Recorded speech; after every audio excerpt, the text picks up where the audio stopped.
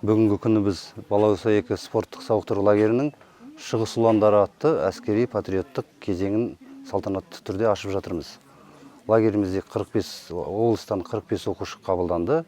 7-8 сынып аралығында бірінші кезең 10 күнге арналған. Бұл жерде балаларды өз отанының тарихын білуге, сүюге, қорғауға үйрету, өскелең ұрпақты салауатты өмір салтын ұстануға, болашаққа жол тартуды, өнер білімге баулу негізгі мақсатымыз. Көптеген іс-шаралар жоспарда.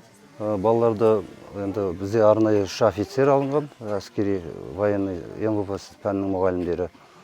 Қару-жарақпен қалай қолдану керек екенін жинау, палатка жинау, туристік походтар, суда шомылу және полоса препятствий, әртүрлі футбол, баскетбол, спорттық әртүрлі іс-шаралар тоже өтеді. Мен Балауса номер 2 лагерь маған өте қатты ұнап жатыр. Өйткені біз күнде әскери іс-шаралармен және басқандай ойындар және көптеген іс-шаралармен айналысамыз. Біз мысалы волейбол, баскетбол және көптеген ойындар ойнаймыз және әр күн сайын суға барамыз. Өйткені Балауса лагері судың жағасында орналасқан.